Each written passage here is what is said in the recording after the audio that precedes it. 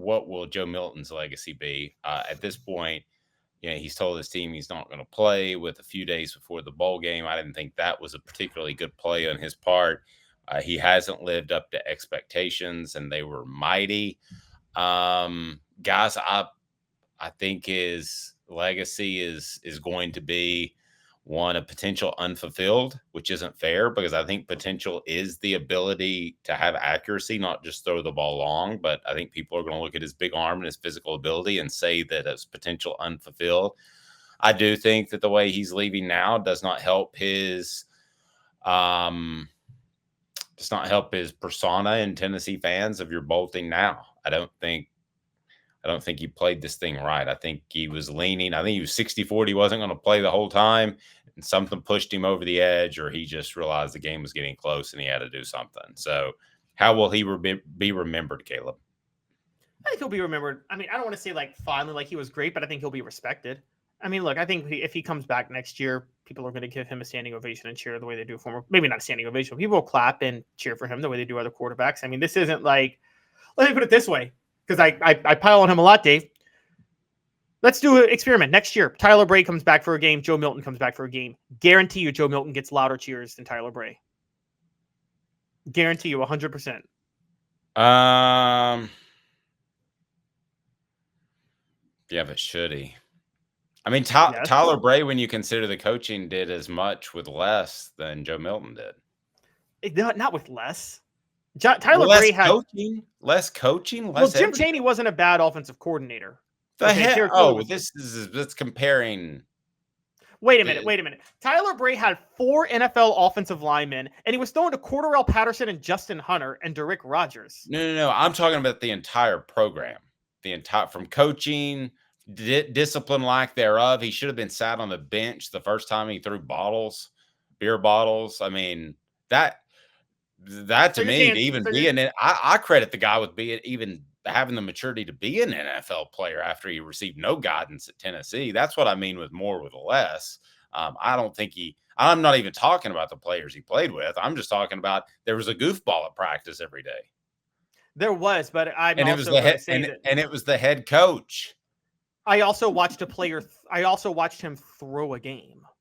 Like straight up throw a game. That's debatable. I mean, if you could prove that, yes, I will retract everything I said, but I can't. You don't think he and Derrick Rogers threw that Kentucky game in 2011? Probably. I mean, that's the thing. I don't think Joe Milton ever walked into a game saying, I don't care to play this game. I'm just going to be honest. I don't think he ever walked into a game saying, I don't care to play this game. Good point. It's a really good point.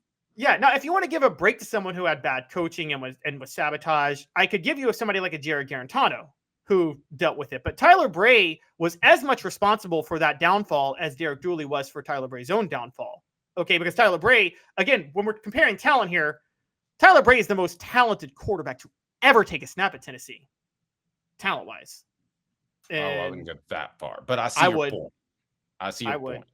Is Joe Milton remembered as a lovable loser?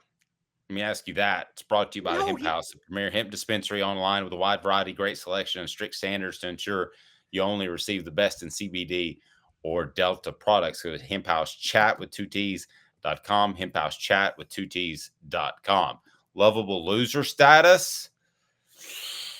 No, that's too far. There are other quarterbacks that have lost more at Tennessee that are more respected than that are still respected. I mean, again, Jimmy Streeter made one bowl game and people always loved him and welcomed him back. And I mean, yes, that was at a period with Johnny Majors and the program was really down and it was being rebuilt. But Alan Cockrell, another respected quarterback. Jeff Francis was the starting quarterback on the team that started 0-6, right? And finished 5-6. I think that Jeff Francis is a lovable loser because of that year. I wasn't going to bring up Jeff's name, but particularly.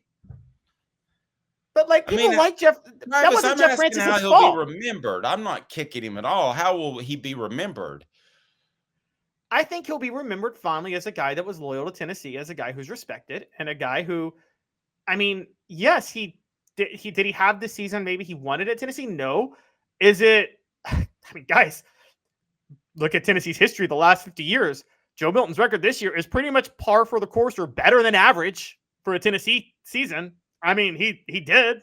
Well, White Lightning is saying Joe is leaving with a winning record, so not a loser. But of all the, I mean, of the 133 starting quarterbacks in college football, how many could have gotten Tennessee to an 8-4 record? Better than half. Probably more than half. You're right. But again, of the Tennessee quarterbacks in the last 20 years, okay, look, I mean, we're talking about, Jared Garantano had a losing record. Tyler Bray had a losing record. Rick Clausen had a losing record. Jonathan Crompton had a losing record. I mean, I'm naming quarterbacks that had losing records as starting quarterbacks at Tennessee. I don't know if Crompton had one for sure because I don't think he started every loss in 2008, but it was like right around 5. Joe Milton had a better record than everybody I just named as a quarterback. And now you are right. There's supporting cast. I mean, you and I talk about that all the time. People like Crompton was dealt a bad hand. So was Garantano, but okay, I love this. What do y'all think of Andy Kelly?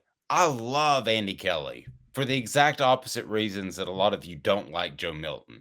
I think Andy Kelly maximized everything in his ability to become the best quarterback he could be.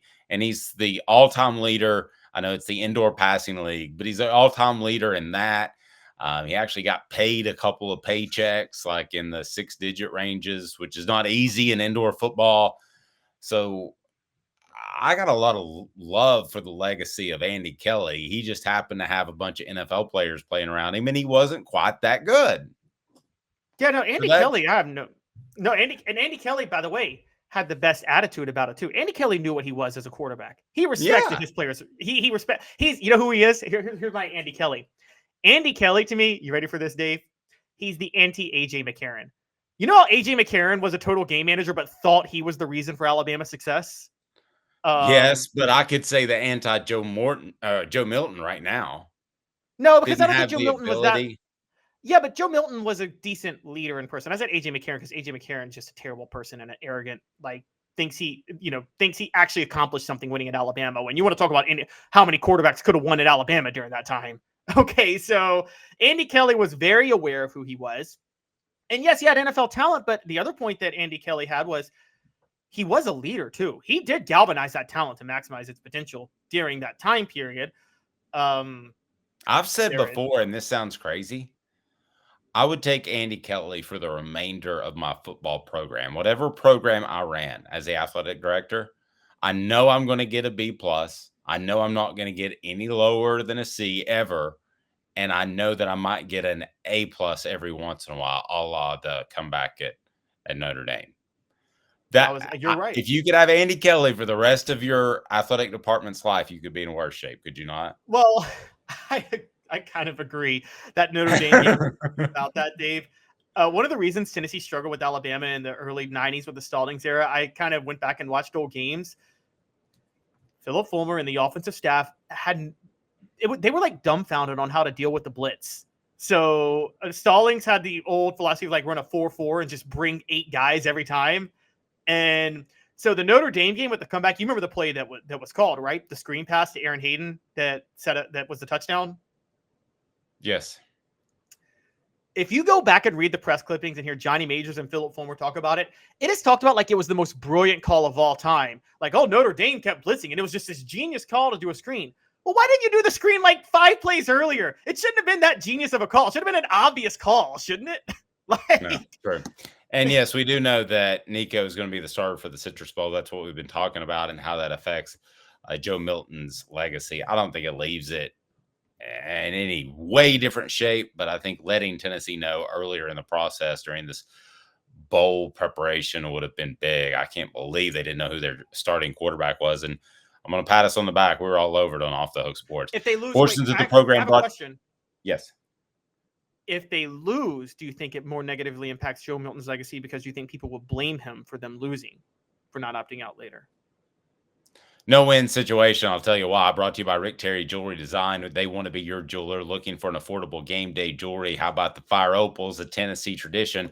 RickTerryJewelry.com. RickTerryJewelry.com. Here's why. Because Caleb, if he goes out there and loses, then he loses. Joe Milton does, and we know that he's not going to be the starter now in the Citrus Bowl. But he loses against a good Iowa defense, and he was not that good. So blah. That was my point the whole time. If he goes out there and wins, it's still going to be blah because it's No, going to be I'm like not talking about Joe Milton. No, I know, I'm getting there, but it's still like 23-20. Now let me get to Nico. If he goes out there and loses, everybody loves Nico. It's simple.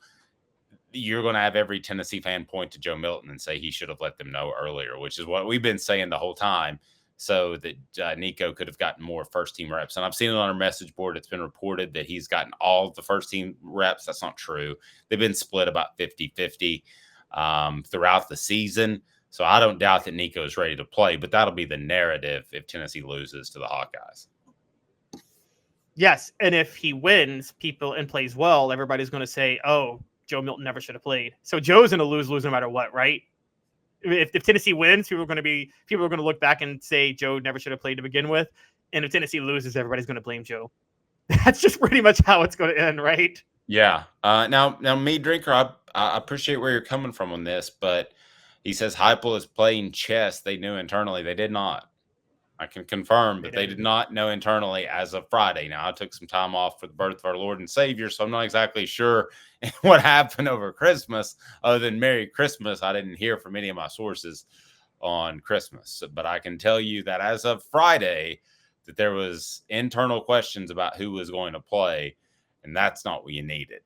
That's not what you need at all. Now, Joe Milton, when we talk about his legacy, how much will it be affected by what he's able to do in the NFL? And I got some pretty strong thoughts on that. Sports Treasures carrying over 5 million sports treasures and so much more. Follow on Facebook for the best sports memorabilia. Daily updates. Go to facebook.com. Sports Treasures TN. That's Sports Treasures TN. I don't think it's a lock that he's getting drafted high in the NFL. Like Anthony Richardson, who he's so oftentimes compared to. Richardson is a better runner, has slightly more touch, not a lot on his ball, but I don't think it's a lock that he gets drafted in the 3-4 round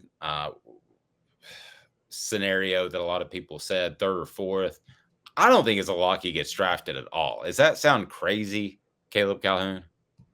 No. I mean, as a matter of fact, there was an ESPN Plus article looking at the draft status of quarterbacks, and Joe Milton is projected to not be drafted. That was just over the weekend at this moment. And I think the problem with Joe Milton, with a lot of people, is that, and this is our problem, Dave, too. It's hard as an analyst. Typically, and this happens more often than not, when there's a quarterback like Joe Milton and there's questions about him entering the season, you hope he either shuts up those questions and balls out, or you hope he plays so bad it's obvious to bench him. Joe Milton didn't do either of those things, did he?